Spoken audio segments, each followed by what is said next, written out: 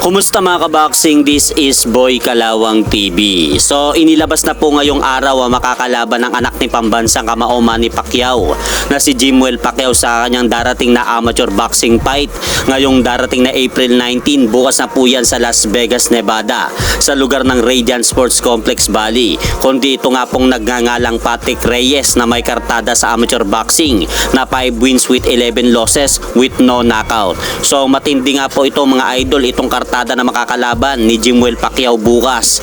Dahil kung titignan po natin ang amateur boxing record nito, mas marami pa ang naging talo nito kaysa sa panalo.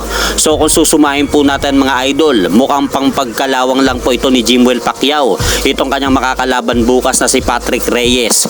Pero kailangan pa rin pong mag-ingat dito sa laban ni Jimwell Pacquiao. Baka ma-upset po siya nito kahit mas marami pa ang naging talo nito sa amateur boxing. Kaya abangan na lang po natin bukas ang magaganap na laban ni Jimwell Pacquiao sa Las Vegas, Nevada. At ang magiging guest nga po sa darating na laban na yan bukas ni Jimwell Pacquiao ay ang dalawa nating pambatong Pinoy na boksingero na sina former WBC World Featherweight Champion Mark Magnifico Magsayo at former IBF World Super Flyweight Champion Jerwin Angkahas. At sa kabilang banda naman po mga idol, puspusa na po ngayong araw ang ginagawang pag-iensayo at pagtitraining nila Ryan Garcia at former undisputed world lightweight champion Devin Haney para sa kanilang mga kanya-kanyang darating na laban ngayong May 2 sa Riyadh, Saudi Arabia. Dahil ito nga pong si King Ray, Ryan Garcia mga idol, nakatakdang harapin nga po nito sa May 2 itong si Rolando Rolly Romero, habang si Devin Haney naman po ay harapin naman po nito si former Unified Junior Welterweight Champion Jose Ramirez.